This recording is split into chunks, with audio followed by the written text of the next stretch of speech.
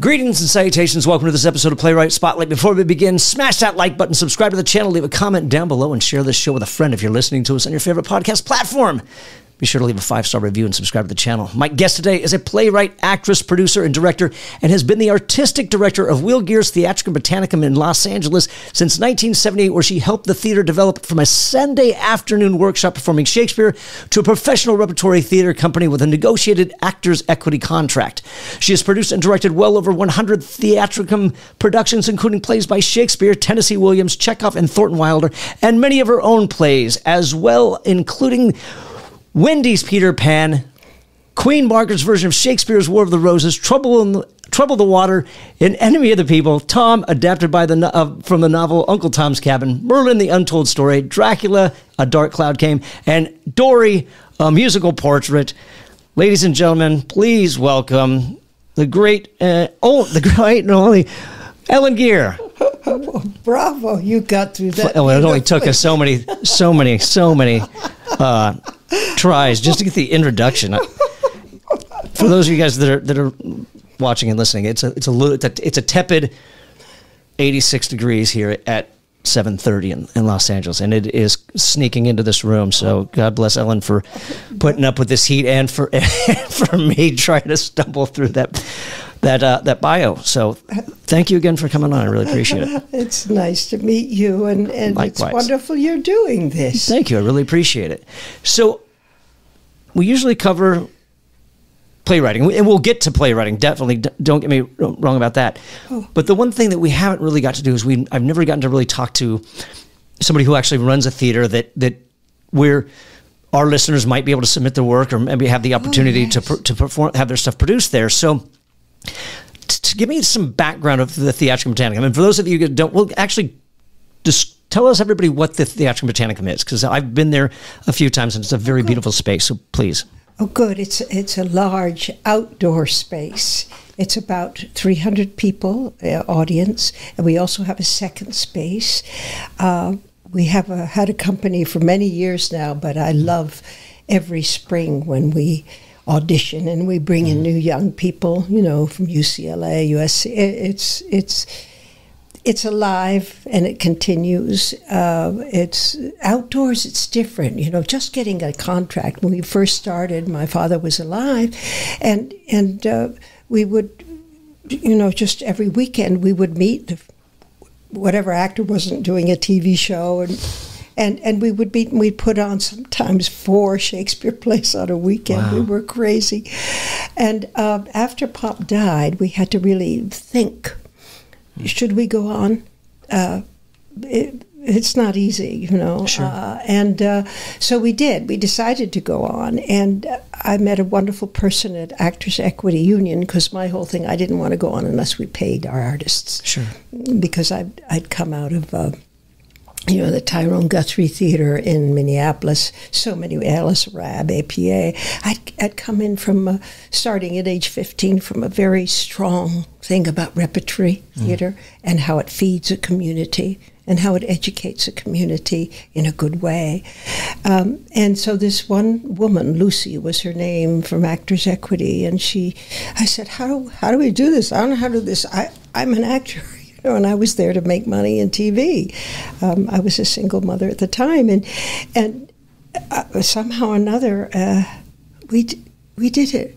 We kept going, and Lucy helped us so much. She said, "Okay, now let's write a contract."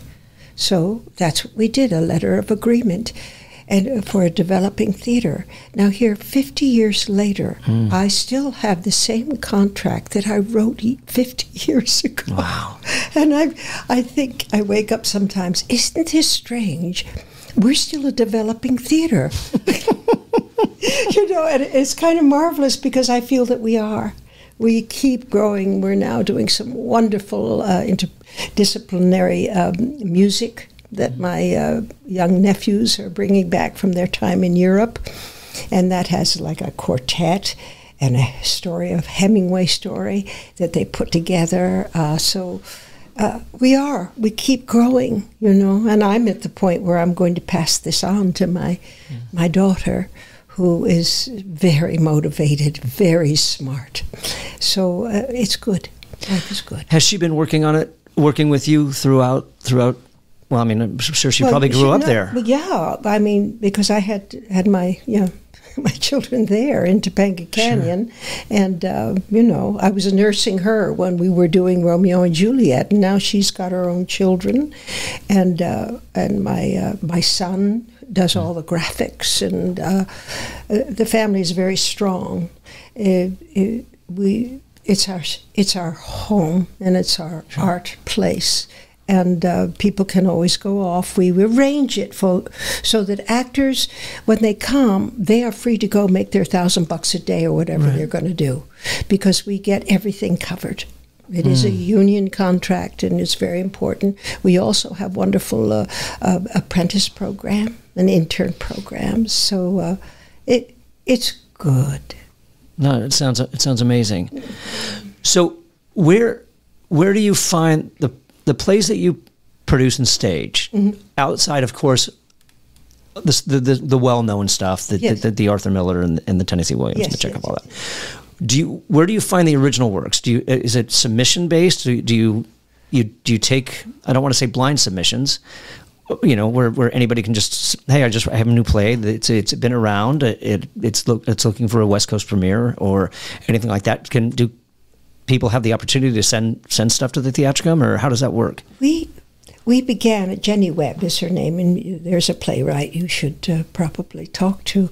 Absolutely, yeah. Jenny Webb started a whole thing together. We did Seedlings, it was called, and we did green reads of plays, but she left to do other things, and I'm now looking for somebody who would run the new Playwright program. Oh wow, okay, good to know. There you go, guys.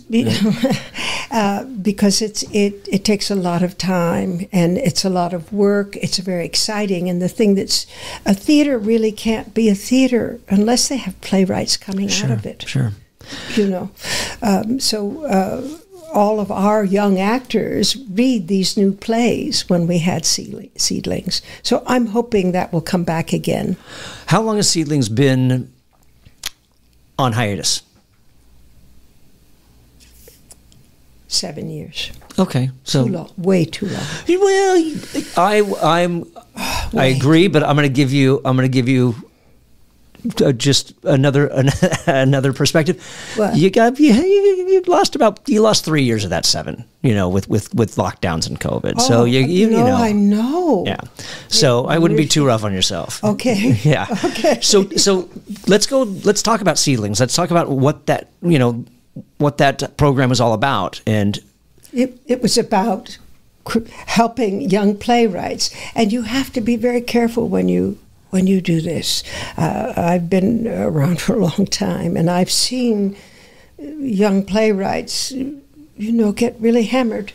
Right. So you have to have a very special person to take you through this process of hearing your play for the first time.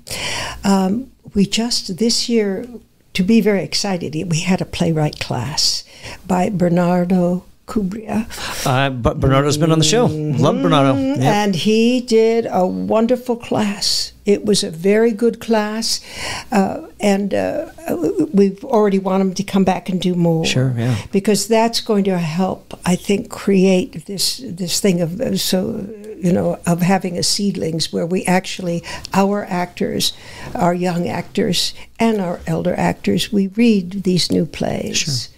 Now, are these being developed at the theater, or is it a class of where you recruit 12 playwrights, and then they come with an idea and they develop it as they're there, or is it they come to the table and said, "This is my play," and then everybody reads them? And when Jenny Webb was with us, we put our name in all the different magazines that you do. Sure. She understood all that. I don't understand all that. I just love to. And then she would select the plays and show me 3 or 4 of them. At one point, we had a man, his name was Israel Barron, and he was about 82, 3, and he came. He was all bent over, and he came and he said, I'm good. I'm a good dramaturg. I can help you. And sure enough, here, this old man would come up, and he'd sit in the office, and he'd read all these plays. I couldn't read them. Then we'd get 250, 300, you know. Yeah. It was huge. And then he would write little synopsis, you know. Don't bother with this one, dear. This wouldn't work here. You know, and he was wonderful. And when he passed, he actually gave us some funds. Oh, God bless him. Yeah, God bless him is right. Also, that kind of mind that can read a play and see whether it would work at the space, sure, or if it would connect with what we do up there. 100%, yeah. It's a different kind of energy when you act outdoors. First of all, you got to have a voice. Right, yeah. So you're not, on that note, to total tangent and change of subject for everybody listening and watching. You're not, nobody's mic'd at this theater. It's no. They're trying to bring them in. Oh, and you're I'm sorry. Yeah, they're trying to bring them in, and I understand why. But we just, you know, I've been working on Wendy's Peter Pan, and so there were so many kids out of our youth drama programs who wanted to be in it. And they came and they auditioned. So the lost boys are lost girls too. Sure, yeah. And we have about 10 or 11 or 12. And they are so good, you know, and the whole first time was, you got to turn this way, louder, da-da-da-da. Sure. Now I hear them. Everybody hears them. They have developed their speaking voice. That's exciting. Well, you know, 100% it is. And I think the thing I love that you're going a traditional route. You're, you know, especially starting from a Shakespearean origin as far as when the theatricum started.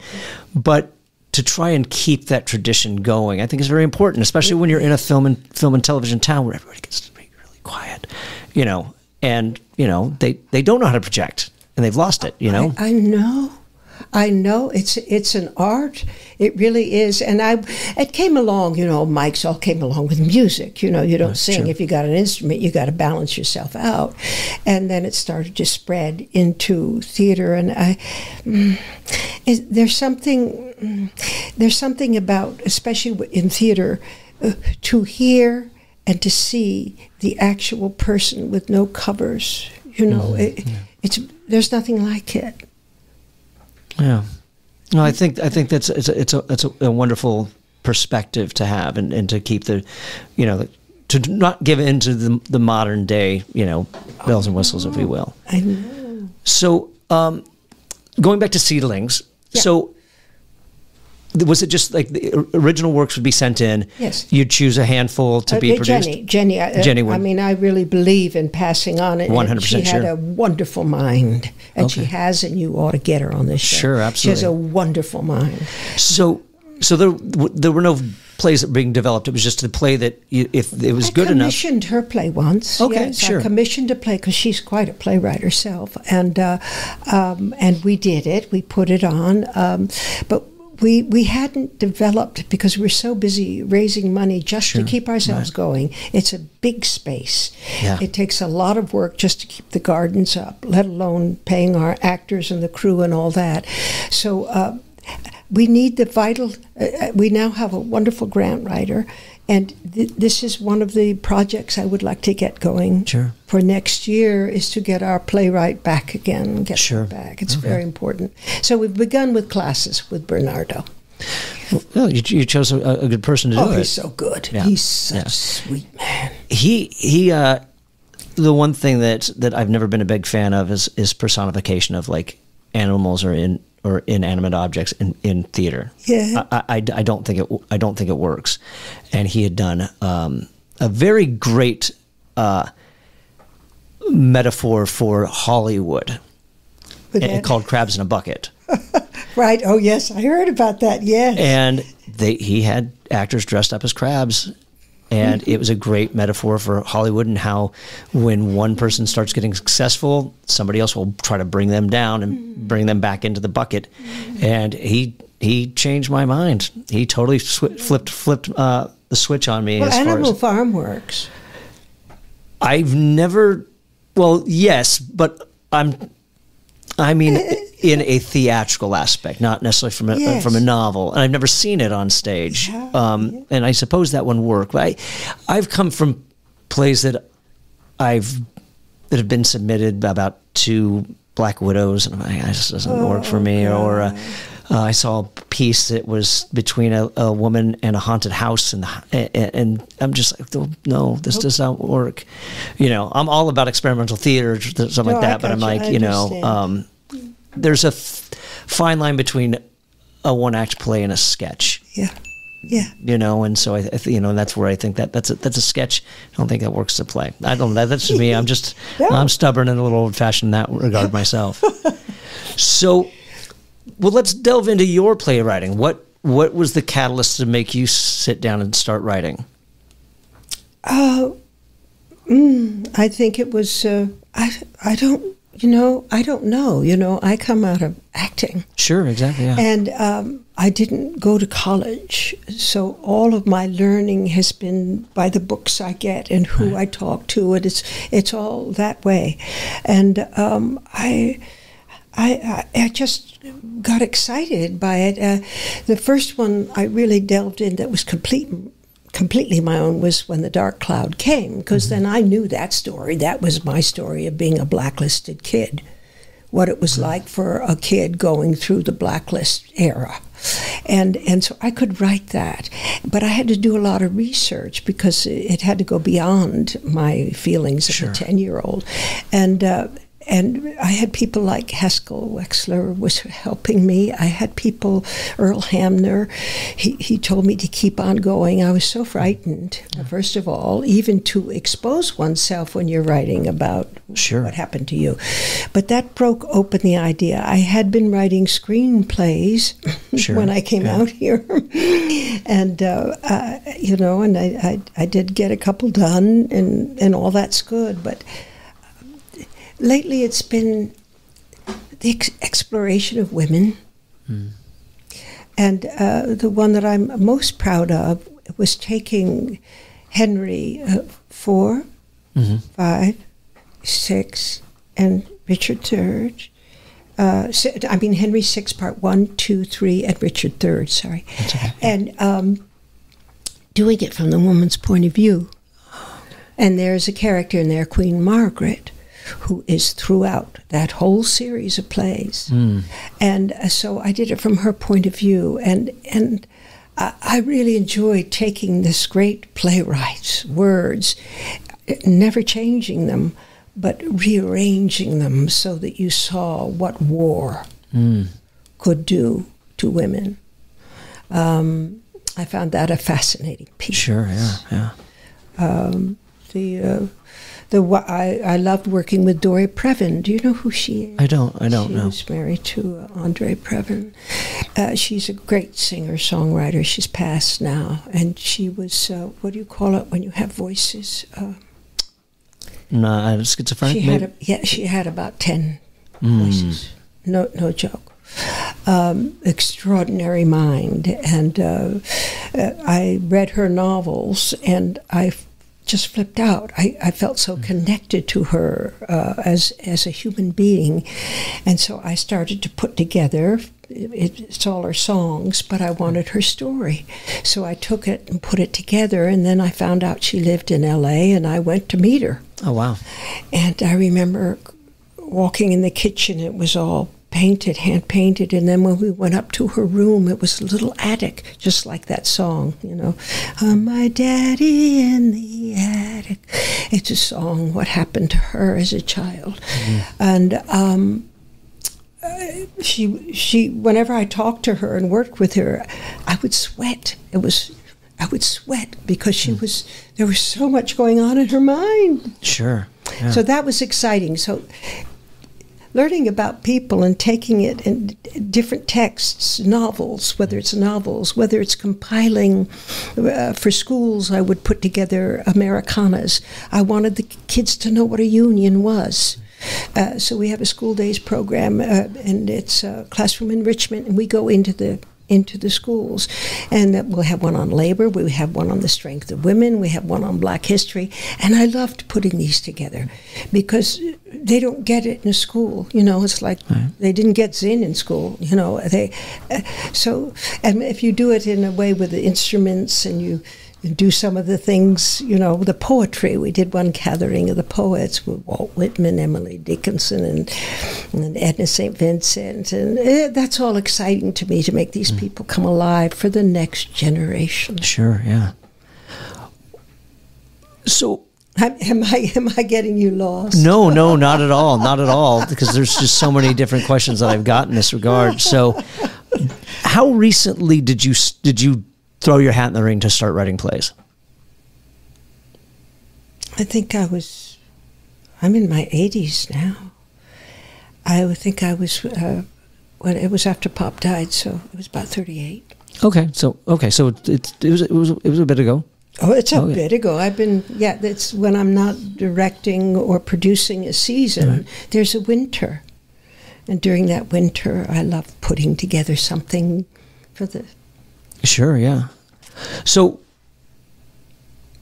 what did you have to...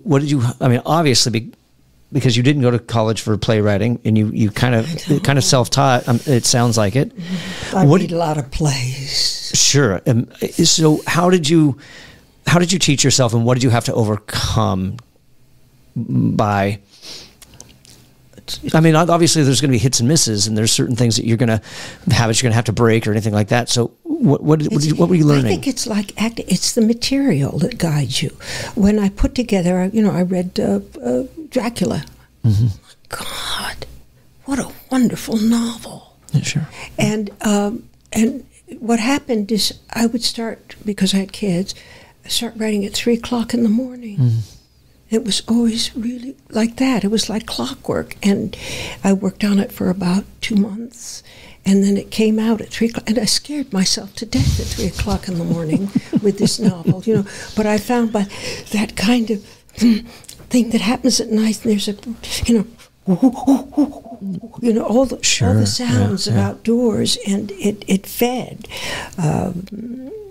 So as an actor, you take a part, and you have to read the whole play first, mm-hmm. so you understand how your part fits in, and she begins to embellish. She begins to become part of you. Mm-hmm. You have to understand her so deeply. I find I do that with the writing too. My favorite time is the research period. I love to research. Right now I'm working on Greeks. I want to do something with the Greeks. Again, we have these gods. Mm. Who makes the gods? Man makes them. They write about them. Whether it's in the... I don't know if I'm going to scare you by what I'm saying. No. Because you tell me to stop at any time. But no, not at all. That's exciting to me, to really finally realize it's cultural. Sure. All religions are cultural. Sure. And but they're man-made. There are some matriarchal societies. But... And so, why? What are they looking to blame somebody else, or have somebody else do the things that they do? So, when I'm going all the way back to the Greek culture, because that's really where the beginnings of theater began, and I want to do it. Some of these wonderful Greek plays again from the woman's point of view, because it's the one I know, the woman's point of view. Yeah. So, are you just because you mentioned it with the Henrys and the Richard III, so are you just taking the actual text and then just like, I don't want to say, manipulate's not the best word. Say it. But no, I think there's a better word than manipulate, and not rearranging, but are you adding, rather than just the female perspective, are you adding some of your own? Yes, I'm scared to death. It's it's in meter. Sure, exactly.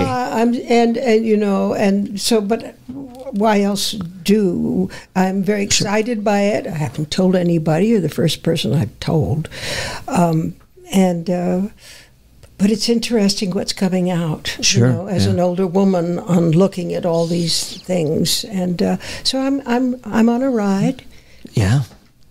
Yeah. And what will happen, who knows? And it's all okay. So you've tackled Shakespeare and then added your own iambic pentameter dialogue to it. And so now you're tackling Greek, which is also in meter. Well, it's been translated so many times. Sure, exactly. But even if you go back and do the original, you'd bore people to death. They'd go to sleep. Yeah. But there have been some wonderful people who have translated and gone. And when I was at the Guthrie Theater in the 70s, just amazing. John Lewin, he was a kid out of college, and Tyrone Guthrie picked him and said, "You do this," and he did a beautiful translation of the Oresteia. Beautiful. But you're going to add your own dialogue into that as well? Well, because what fascinates me is how does it all start? Sure. Not just take a play. I want to go back to the myths. How was Helen created? Oh, Zeus, a man-made god. Oh, Zeus came down and turned himself into a swan. Oh, and he came down and he got together with the lady and they created Helen. Oh, isn't that it? Now, who made that up? You know, but there they are. It's their religion. Yeah. And so I find it all fascinating. So will you be writing your own as you approach this? Obviously you're well on your way. You've already started. So are you writing your own choruses as well? That's what I'm working on. I don't want the old man's chorus. I want a woman's chorus. No, of course, absolutely. But you, because it is. And I have somebody who's going to be doing, because I want choral music. Oh, very nice. Okay. That's a good approach. We'll see. Yeah. I'm telling you about a baby that's still in embryo. Right, yeah.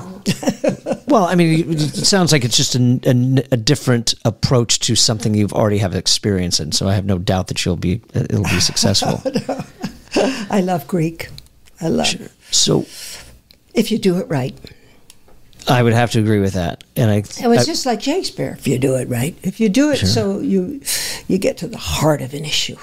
You get to the heart of the human being that's there. You can't fool around with these great words. Have all of your pieces been adaptations, or have you sat down? Well, no, sorry. You said the first one you did about being blacklisted. It was, yes. Dory, a musical, I took out of a novel, took from a novel, and added her songs. Merlin, I don't know where that came from.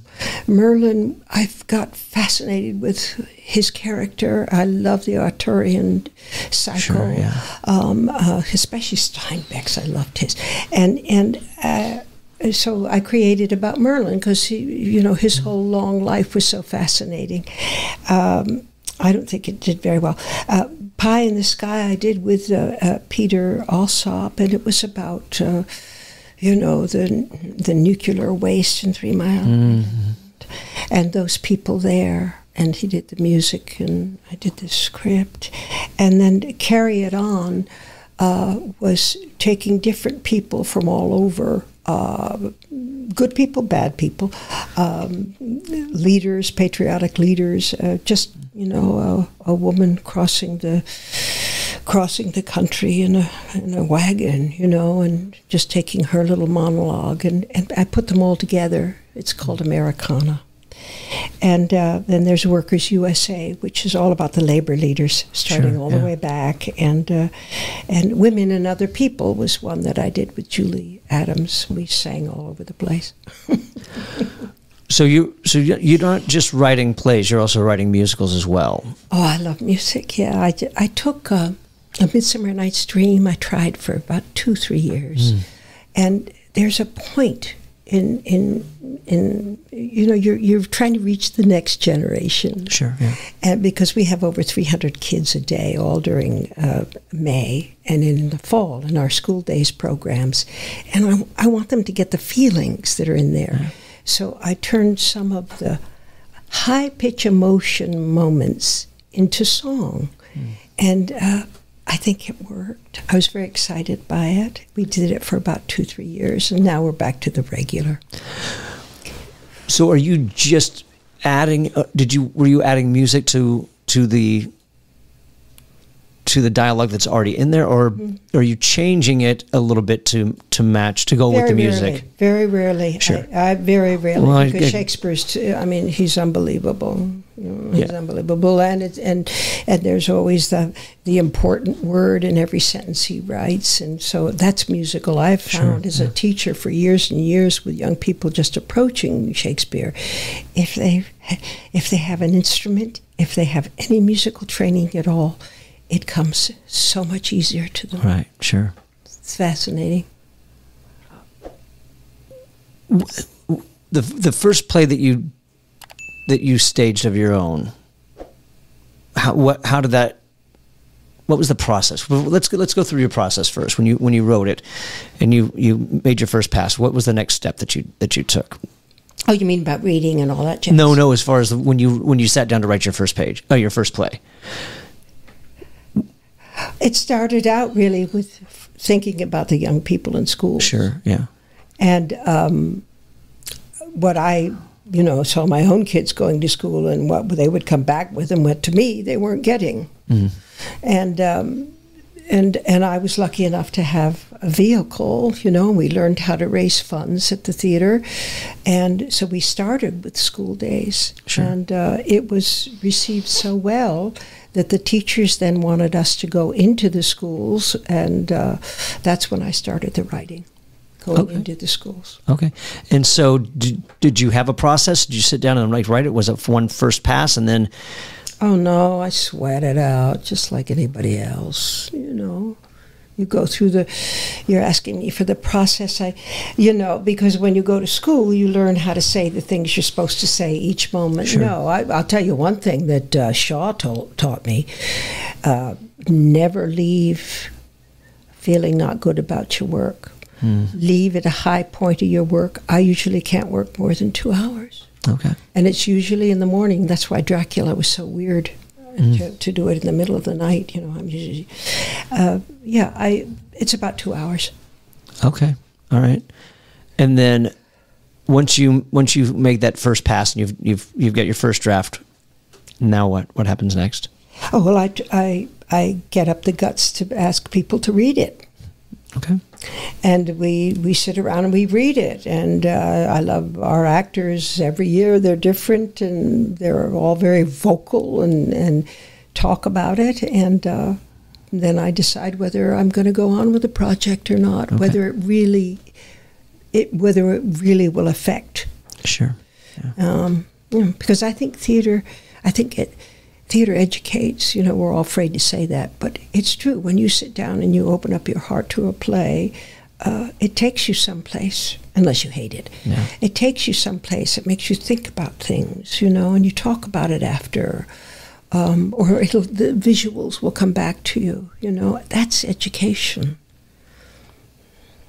And real quick, I'm going to throw this out there real quick, just so it doesn't throw off our listeners at all, or our watchers, I should say, because of the heat, everybody, my camera's gone out again, so we're going to focus on you the whole entire time. Okay. But that's okay. So they won't see me, but the people because we do audio and video. So for the audio version of this, people will hear both of us. Okay. They won't see. They'll only see you for the video, because I know if I turn this camera back on and try to fix it, it's going to burn out in a couple minutes anyway. So we're going to keep going. Okay. So all right. So you've gotten people to listen to it, but so what makes you get to that point where it's not worth moving forward to give up on that project?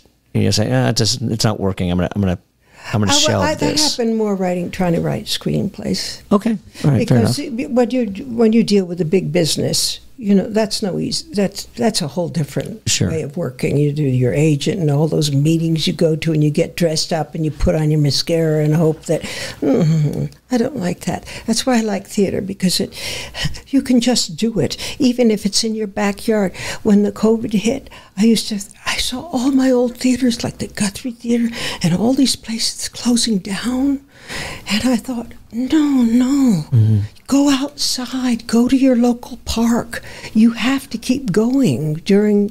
It's so important at that time. People need to see live things, and Yeah, that's why I like theater. It's eternal. Do you think that being an outdoor space is what saved? Oh, absolutely, because they could sit out there with their masks or not have masks. Right. Our actors, we usually, after production, we like to go right after curtain call, we go sit there, and if somebody wants to talk to us. Sure. You know? But we couldn't do that anymore. We had to wear masks, you have to check yourself and all that. You know, we were very careful. I think we only missed one rehearsal because of COVID outbreak during that period, because we did play, you know. Sure. Very lucky. We were so lucky. Sure. Now, do you have an indoor space as well for like during when it rains and the Well, an exciting thing has happened. Okay. The LA County gave us a grant because of Sheila Kuehl, and we have built a museum. Wow. It's the Woody Guthrie Museum. He and Pop were old friends from way back in their late 30s, 40s. So they used to go out and do union rallies and things. And so now this museum is very special because to me, our period when we were there after Pop was blacklisted in the 50s, it became a home for blacklisted people so they could continue to work. Mm-hmm. No money around, but you have to keep working. Right. If you're an actor, you have a passion deep in you, you've got to do it. And that's the feeling our theater has even now. And I'm hoping that, as I hand it over, that continues, because we go through periods where, theater's nothing, doesn't mean a thing. That happens in society, and you watch it happen. Theater is something that will never go away. People need to express themselves. They need to have an audience. The audience needs to be able to respond, and it's visceral, it's good. Important part of us. Do you receive new works now? I know that with you said playwrights. Oh, come on. Yeah, exactly. So, do you accept submissions? I mean, can people send their stuff to the Theatricum, and does it get read, or do you you don't really have anybody overseeing that? I have nobody overseeing it now, but some people are brave and they just go ahead and write me, and I read them. Okay. If I have the time, that usually happens in the selection times. Comes like I've already started reading, classic plays now, right. Rereading them. And so much is going to depend on what happens in November, how the society is going to feel after the election. Because to me, selecting a season is so important. It has to do with the bigger world, the smaller world, United States, people, and then our company. Right. Who needs that lift? Who's got to that point in their career where they should be playing that? It's wonderful. It's to be able to do this for so long blows my mind. And I learned it from Tyrone Guthrie, who was a great theater person, and Douglas Campbell. I had that's how I learned when I was a kid in rep theater. What do you think the most important lesson you learned was that you apply to playwriting? Besides the high notes, stopping on a high note. To believe in the work you're doing. It's very easy to lose your strength, that you're anybody. How do you remind yourself of that? Well, I usually go sit under a tree, but it's and to find the people who support you. Okay. Because there are some people who have it naturally. And they go into the business for different reasons, commercial reasons, and it's all good. However, whether you're a commercial writer or whether you're a Tennessee Williams poetry writer, sure. It's all good because it's all expressions of who we are. But that to me is the most important thing, is to don't let anybody tear you down. Sure. Don't allow it. When you sit under that, are you writing when you sit under that tree? Or that's where you go and unwind and reflect? Yeah, and just reflect, yeah. Okay. And do you How do you write? Having fun. We're sweating together. I know, right? hopefully the temperature's gone down. How do you write? Do you use a program? I used to. Listen, I began a long time ago. I used to handwrite. Sure, and I know people that still do. I never learned to type. I used to handwrite, and then I would move things around and use scissors and lay it out on the floor. Oh, wow. I mean, that was me. So learning the computer was like a thrill. It was a thrill. So now I use the computer. Okay. And I don't write by hand anymore. It's the computer. I can just move things around. I can say something stupid, and it's so easy to erase it. I don't have to, use that much paper because I worry about the paper. So it's It's an extraordinary instrument. No, 100%, and I do. And that's why I do ask, because there are playwrights that I've spoken to who still write by hand. They still grab a notebook and just write it all out from there. I know. And I think that I worry about the amount of paper that's used there, because you're always throwing things away. Sure. I've got notebooks upon notebooks. Well, you can look around this room. There's stacks of notebooks or pads anywhere. Yeah. Don't forget, you do have water over there if you're getting too. Thank you. I'm good. Yeah. I'm good. So.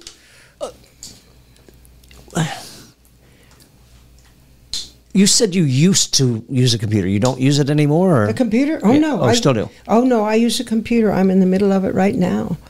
And it's strange. Each project that you do, I don't know how other writers write. I'm not a student of that. Every project has you approach it a different way. Like, I'm having the gall to write 5 beats. Who do I think I am?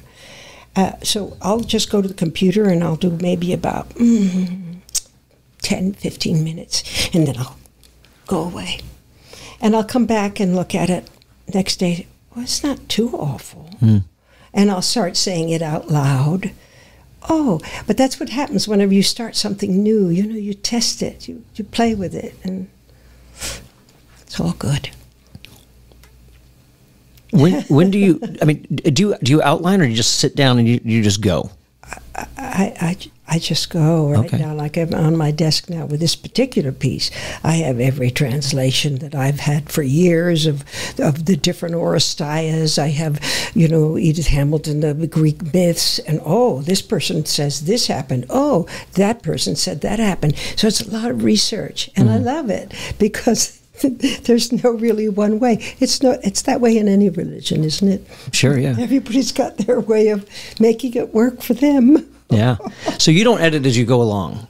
You'll keep going. And I edit all the time. Oh, okay. All right. Well, on this particular project I do, I'm editing all the time. I'll say, did I do that? Oh, God, delete.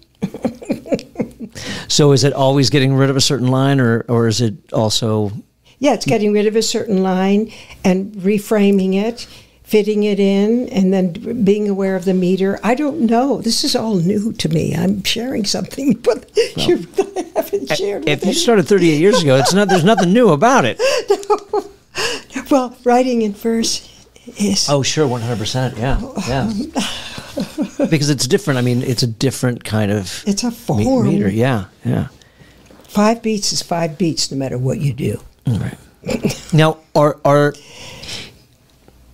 the choruses different than the dialogue? I don't know yet. Okay, fair enough. It'll probably go to 4, but I'm just not sure, because those will be songs. That will be actual choral work and dance, like it used to be. Yeah, they don't do it when so few people do Greek now. But the stories are. The beginning of drama. The stories are incredible, and then of course. The selections, it's what happens to women in war. Yeah. Men make up these ideas and get upset and jealous and have a god take care of it, go get Helen in Paris and all this. What happens to the women? Mm-hmm. And so by putting the emphasis on them, I don't know how we get it straightened up. Yeah. Well, I think that you have a pretty good approach already by doing it with theater. Yeah, that's always a great way to get people to feel reflect. It out. Yeah, just reflect. Sure. Yeah. What's your favorite part about the process, about writing? Being alone. Okay. Being alone and playing with words. I love that. Really love that. I look forward to the times when I can just write. When we go on a vacation, we don't go on a vacation. We go and we write. Okay, so you do little retreats and get the heck out of Dodge for a little while. Yeah, because then nobody calls you and tells you that the pipe broke and you better fix it. Right. Yeah. Sure. Do you have a particular place that you go to do that? No. Okay. Just get in the car and go. Okay. All right. I like being by the ocean. It's good. Sure. It's a nice sound. No, the last writing retreat I did in Monterey. Oh, see? Yeah, I had to get the heck out of Dodge, and Good for you. Yeah. Are you writing a lot now? I was doing some writing a bit about a month ago. I was actually getting in a good flow, and then something happened. I stopped. You know how it is. If you stop, then it takes a little while to get back on. But once you do it, once you start back again, you hit that flow state, and you just you really just because the ideas are flowing again. I know. My sister, she writes the words, and I do the music. We sing together, and there will be times I say, "Okay, let's do another one." It's not there for her. She works in a whole different rhythmic way, you know. Yeah, it is. Writers are wonderful. Sure. Do you have a ritual? Do you have rituals like it's like I always maybe. What do you do when you sit down? You got some classical music playing. You light a candle or some incense or I don't know. Do you have anything classical like that? Music? Okay, I love. Okay, that and mate. What's that? A little mate. Okay. Yeah, just being and hope nobody interrupts you. But sure. Invariably they do. Right. Well, I mean, I think that's why you have to get away. Like, yeah. I mean, we always, we talk about it when I do the workshop with the kids, the high school kids. Good. And we talk about resistance because more often than not, we'll do all the things we don't want to do before we sit down and write. Yeah. We'll actually do chores. Right. Before we sit down and write. Right. Which absolutely. And Stephen Pressfield calls that resistance in his book, the War of Art. And just how you just have to sit down and fight yourself and get to just sit down and do it. Yeah. So. Yeah. But it doesn't sound like you have that. It doesn't seem like you have that problem. Well, sure. I'm human like everybody else. So yeah, no, it's exciting to have the time because in my world, when I'm producing and directing a play or casting, all this takes so long to keep a theater going, all the aspects of it. And now we're training up people to take over, because I'm looking forward. I've been artistic director too long, way too long. It's time for somebody else to continue the theater, and I think it's going to be my daughter. She really, she's got the strength, she's got the know-how, and so I'm looking forward to writing more. Sure, and that's the game plan, to sit down and do some more writing. That's the game. Wonderful, yeah, wonderful. Yeah. Do you struggle? Do you find things that you struggle with still? When you write, are there certain aspects that you just hurdles that you have to? Mostly for me. It's mostly confidence, because I didn't get the structure that so many do in college. Sure. I remember being in Ann Arbor at a repertory theater, and I was 18, and I remember taking a stack of books and just walking into a college. Into a classroom, and I'd sit in the back. I so wanted to learn and be a part of that, and not having that, I don't know if it's the structure of our culture or what. I have to work very hard on keeping my confidence strong. Why do you think that is? I went to about 14 different schools when I was a kid. Sure. From our traveling around, trying to find a place to be, a lot of poverty. Sure. And so it's a different kind of survival that you learn. And I think that's what it came from. You know, when you get that when you're young, it sits in you. Sure, but to have a successful theater... It amazes me. So that's why it surprises me to hear about a lack of confidence, where if you've got something that has been around for a fair amount of time, that survived lockdowns. I can't believe it. I can't believe it. So it's not me. It's the people around me. Sure. The people who have come around, and you know, when you think you're just not going to make it, somebody comes into your life, sure, and they help you on. It's all about people. So that's what. Aren't you having a fascinating? I have a fascinating conversation with you. No, 100%. Who is this person? Where am I going? What's happening here? Oh, I think I'll bring my husband because I don't know who this is. That's all right. That's okay. No, it is. But then, see, that's why I'm surprised about the confidence thing, that to have that under your belt and to have that history behind it, that you'd think that it would. That's not being liked. It's not being liked. If you go through what I went through as a child, as a blacklisted child, a red diaper baby, you've had people throw stones at you, you've had people hate you, and you don't even know why.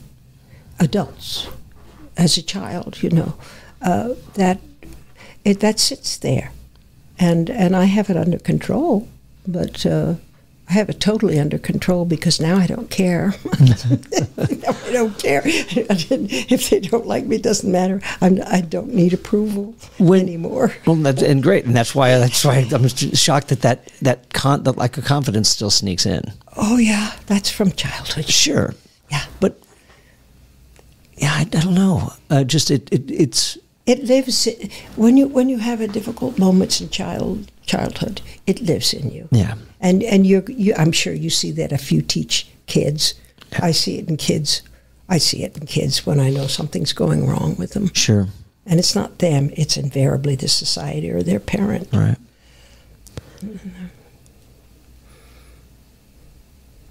When it was somewhere I was going to go with that because I'm sorry. No. Do not apologize. Do not apologize at all. It invariably it happens that I'll hear something and it'll take me down a certain tangent or track. That's what it was. So, because I don't want to apply the term incorrectly when you use it, and that's blacklisted. And what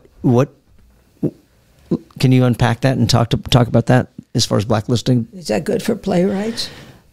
Well, I don't know because it depends because to me blacklist. I'm going back to Hollywood where that's where I'm going. Okay, I wasn't sure. It's the McCarthy period. Sure, okay. They destroyed many people's lives. My father was blacklisted. He would not name names. Mm-hmm. My father was a man who went all over the country working with the common workers. Sure. He would go to the rallies. He'd do his Walt Whitman, his Mark Twain, sing songs. Woody was with him. And he was blacklisted. And that means you can't work anymore. It took 10 years till Pop got work. And during that 10 years, we were nomads. And there was absolutely no money. So that's a different thing when a country, a society, turns against you. You learn how to, I remember taking a different name and feeling so badly. But I knew if I used the other name that I could go into this new situation with any kind of balance, So it was a very bad time. Sure. Especially for the kids of Blacklist. Not only the parents, but they all got out of it after 10 years, right. And Otto Preminger called up Pop and said, I want you to come be in my movie, Advise and Consent, And it broke, and then he got the Waltons, and this man who society didn't want became the apple pie of America. So you see how things turn, they shift. Now, were you performing then as well? Oh, yeah, I was still in school. I was 10 when it started, and I went all the way through my schools, but like I say, 14 different schools all Sure. over the country as the family kept moving, trying to find a place to be. And then we came to Topanga.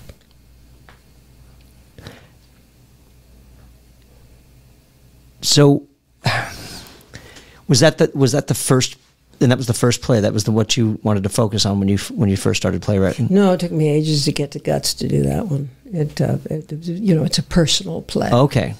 So that wasn't. I misheard. I thought you'd said it was your first piece. Well, it was the first piece that I did at a theater. I mean. Okay. I don't get my plays out. I don't know how to do that. I noticed on your list you said, how do you market? I haven't the foggiest notion. I'm too busy. I don't know how to market. Sure, but that's okay, because the one thing that you have that a lot of people don't is there's a space. You have a platform, exactly. I am so lucky. So you don't. But see, that's some of the things that I've tried to. Especially now, because I think it's a lot more accessible. Or you learn that it's accessible. You learn how accessible it is because we're too busy believing that somebody has to give you permission to do what you want to do. And we don't understand that you can go out and do it yourself. Just go do it. You don't understand that there's no gatekeepers. There's not in the arts. No. And so it's just unless a matter you let them be. Yeah, exactly. And so, it's like, does it cost money? Sure. But, especially the young kids in theater right now. Yeah. They know they have friends that are tech. They have friends that know how to direct. Yeah. So go get the rights to something and stage it for 2 weekends. That's right. Crowdfund and put the money up there and then pay people back if you sell some tickets. That's so good. Yeah. And so that's why I tell them, it's like, stop. If there's a role you want to play within reason, obviously you're not going to go cast yourself in Phantom of the Opera and do a production, but you do a production of a play that you want to do, get the rights, cast yourself, have a friend direct. Don't direct yourself, whatever you do, guys. Please don't. But so I think that's the difference in that regard. So I think getting your work out there outside of the space you're at is, great, but I think that at the same time, because of the nature of what you do and the people that surround you, you've got plenty of resources that can teach you how to do that by all means, as far as marketing goes, if you wanted to get your stuff out there. Too busy working on the next one. How do you so once you finish, do you start right back, or do you just wait for the muses to speak to you and then get back to work when the next idea comes? Is it? It's usually the timing. Okay. Because you're so busy mounting and selecting productions and what have you, and then you have there's free time, and it's a glorious time, and that's the time to write. So when you do your plays, I'm assuming they're part of the season. Sometimes they're not. Sometimes they just sit there in a corner. I got a couple that just sit in a corner because they're really better for film. Okay. I've got one that I want so badly to do, but it's you select something and you work on it, but the society isn't ready for it. Those are the things that I think you have to learn as a playwright or a producer or a director or as an actor. You've got to know what's going to sit and what an audience needs to feel. You know what I'm saying? I do, but I mean, how do you know when it's time to put? You're saying that they're not ready. Okay, Uncle Tom. Okay. All right, so I have, we have a mixed company. I've always had a mixed company, even before the whole diversity thing came. That's just part of us. And I don't know why that story, it just really got to me, and I never thought of Uncle Tom, but I had seen what society had done to him. So I pitched my idea to my fellow black actors, and you can't go near that. Oh, you can't do that. And then I started giving them information about it. And Had they ever read it, or they just have this idea of what it is? It was an idea. That's the whole point. It's the idea. It's not a good play. I mean, the original. But so come on, who wrote it? Come on, help me. It's the woman playwright, and it slipped my mind, and that's what happens to me. So I wrote it from her point of view, because she, during her lifetime, she went down south. She studied the people, and this came out of her brain. Sure. And so I wrote it from her point of view. And when she, at the end of her life, Harriet Beecher Stowe, forgive me. It always comes. Yep. But, at the end of her life, she wanted to do it again. She went a little batty at the end. And so I wrote it, so I did it from, the novel. I did it. And I had the singing of the songs and everything. But it took me about 5 years before the black community within our community said, go. I'd even tried the NEA because I couldn't do it without money. Sure. No, but I was afraid to death of it. So then I titled it, okay, they don't like alcohol. Okay, I'm just going to call it Tom. And I'm ashamed that I did that. But it's according to what the society is ready, because it's a glorious piece about an extraordinary man. And we just did the Trouble the Water was the one we did about the first black congressman. We did that, and that was a fascinating project. So, the play that you're speaking of now that society's just not ready for. You're gonna dig. What my thing is like, I gotcha. Why not just do it? Are you afraid of the backlash? The backlash? That's okay. It's all part of it. I've tried often. I've given it to people, and it's always, Ellen, no, you can't. But I think it's an important piece. I don't know if society's ready for it. I've written for a grant with it. I just slipped and just did it, and so I don't know. We'll see. Things come, that. They come in time when you're ready and people are ready. I mean, is that the advice you give? Like, let's hypothetically say that somebody's got a piece, and they're coming from that point of view that they're afraid to to jump into this. You got to think about who's going to be watching. You can't just do it because you want to do it. You have to think about the people. How are they going to receive it? Let's face it, how many years has it taken before somebody like Kamala Harris is coming up as a possible president woman? How long is this taking? You have to realize women do not have equal rights. We don't have it in this country. We don't have medical care like they have it in other places. The society, we have to wait till it's ready.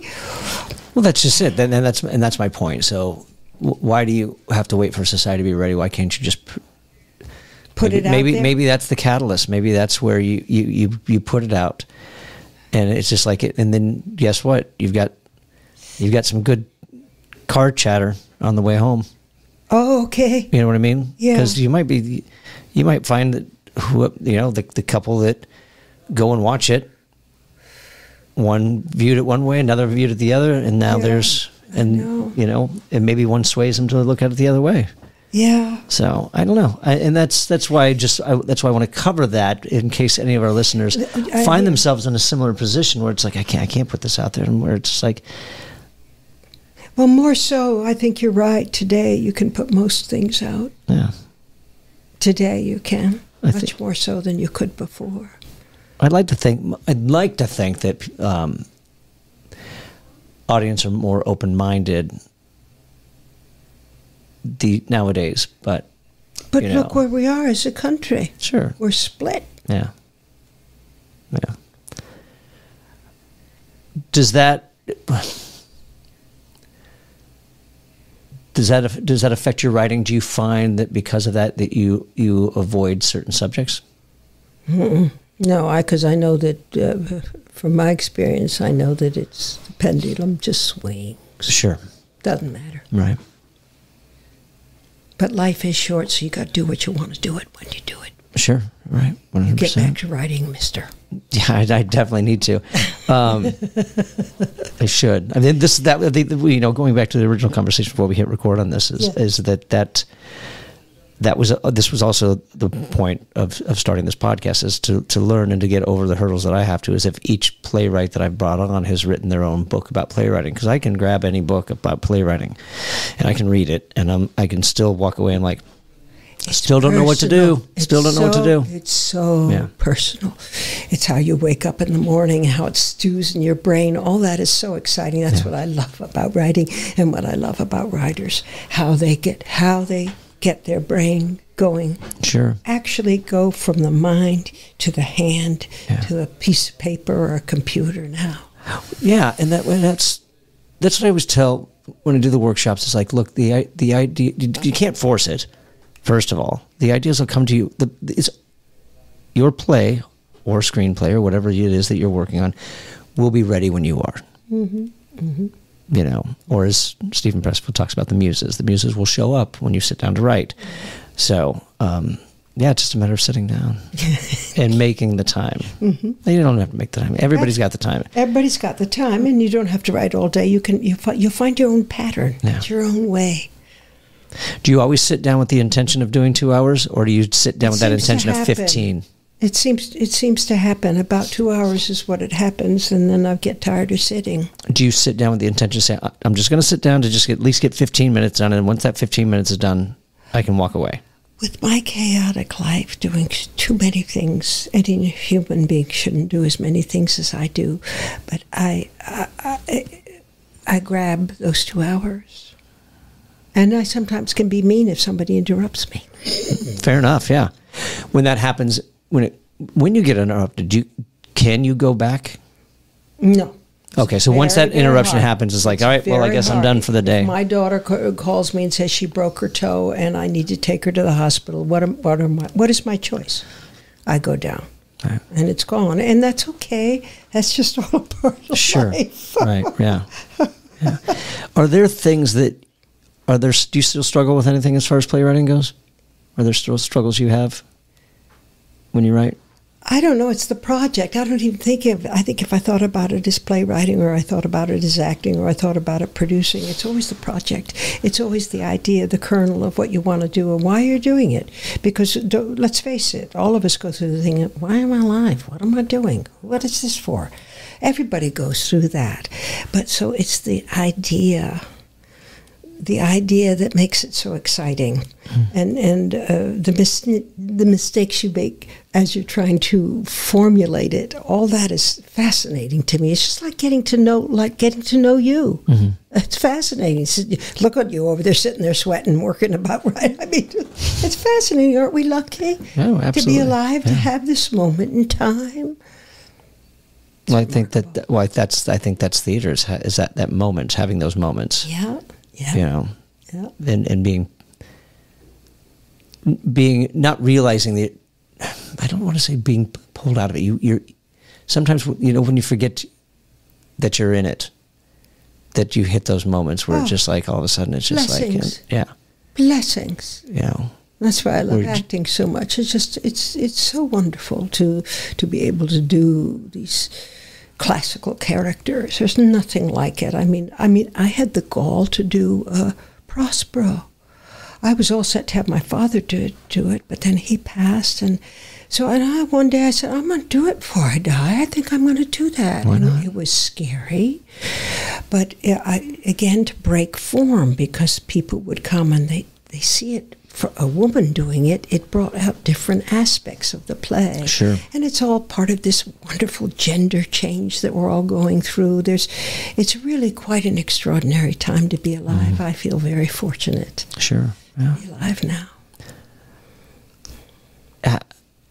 So do you apply these things to your writing with those intentions, or do you just kind of leave it open for what do you mean interpretation? Apply? So like if you're writing, so if somebody playing Prospero, it's okay, it's hot. So when you write these characters, are you writing with the intention of like, hey, look, this is how you should approach this character, or do you leave it open for the director or the producer to make those decisions?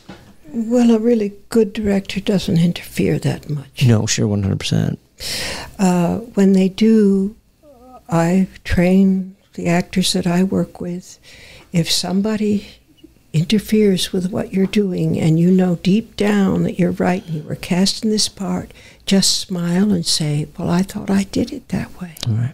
But I mean, as far as your writing goes, when you write that, are you keeping those things in mind, or are you just letting it, like, here's the piece and then I'm handing it over and it's your interpretation. Oh, you mean, that way? Yeah. Oh, yes. It's like when doing this Pan, Wendy's point of view. And the whole reason I did Wendy's point of view, because it's Wendy, the actual woman who was with Peter Pan. Okay. So she's got her children, and she's named her children Wendy and John and Michael. She's the same names, and they don't like that idea, but okay. I'm the mom, it's already that I do. So you have this whole scene with them where she just suddenly says, I have a really, really good story for you. If you behave yourselves, I'm going to tell it to you. And so they're fascinated because their moms never reacted that way.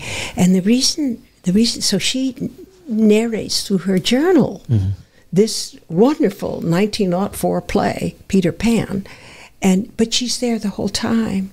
There are times when Wendy, her own daughter, is going through something that she suddenly becomes just like Wendy. She remembers. So it has a layers in it, which are very helpful for bringing out this piece.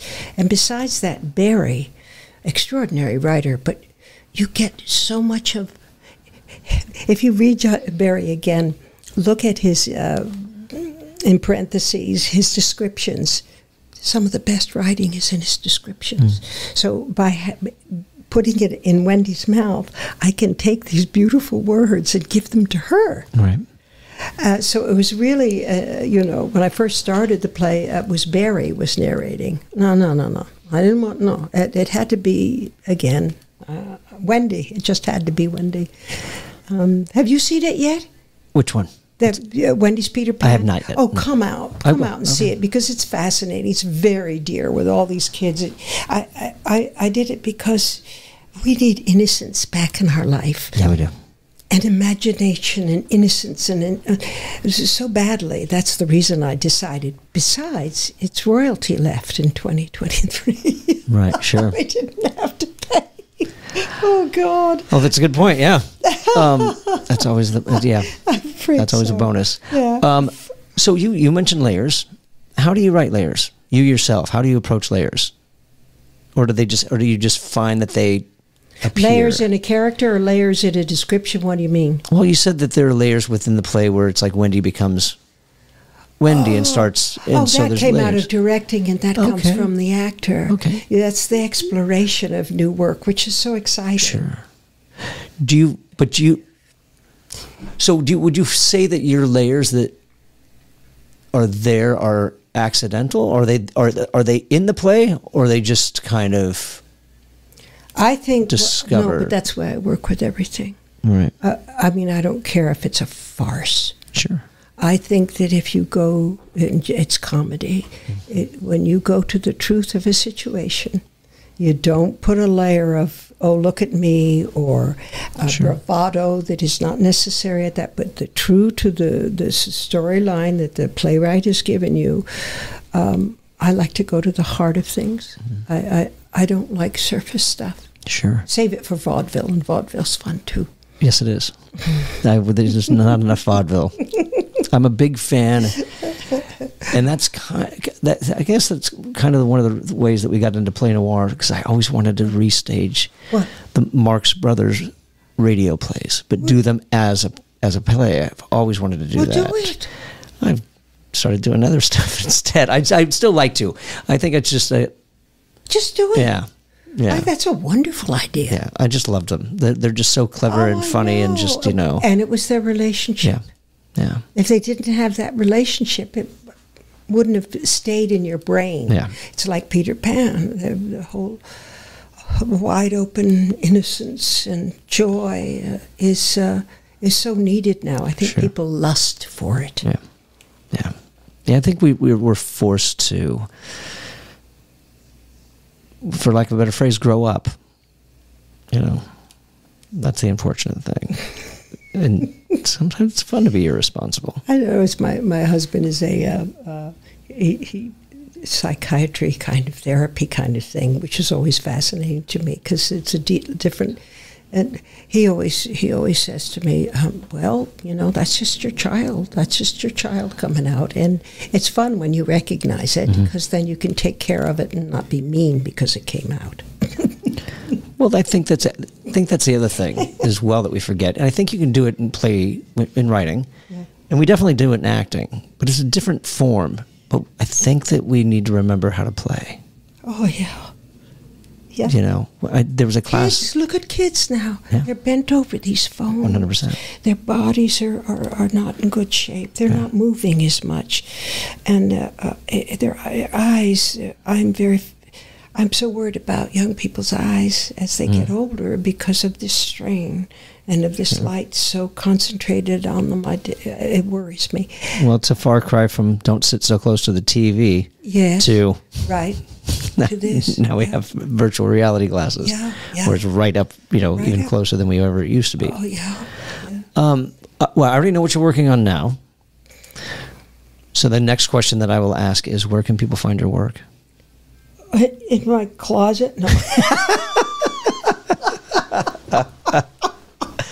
I actually, yes, I still, it's all at home. All right. Well, that's my goal. My goal after this is to get your work out there so people can find it. I have one thing that what a lovely lady. When I did Lear, I did Queen Lear. She printed out the script because I had to write it. Sure. In order to change it, and instead of 3 daughters, I had 3 sons who were wanting to claim the land. Yeah. And that brought a whole new aspect out to the play. It was very interesting. Yeah. So she made a little booklet, so I do have that. Well, we'll get everything uploaded and electronically online. And then the other question I have is, are you on the socials? What does that mean? Like Instagram, Twitter, X? You know what? I'm a voyeur of Facebook. Oh, all right. So you do have a Facebook page? I do. All right, good. All right. And you stay away from the others? I don't know how. The Instagram, I know I should because my daughter has told me that's better. It's more pictures and all that. Yeah, we have a marketing lady, so she knows all of that. Okay, so but and then the theatricums, they've got their pages as well, and I'll make sure that I include those as well. So that would be super. Absolutely, of course. Well, thank you. Of course, my pleasure. Yeah. And so come out and see us. Let me know when you want to come. You can come as my guest. Come see us. Absolutely appreciate it. I will. Yeah. Thank you, Ellen, for coming on this episode of Playwright Spotlight. We were sweating. Goodbye. Thank you for tuning into this episode of Playwright Spotlight. Again, smash that like button, subscribe to the channel, leave a comment down below, and share this channel with a friend. If you're listening to us on your favorite podcast platform, be sure to leave a 5-star review and subscribe to the channel. And in the meantime, and until we see each other again, keep writing.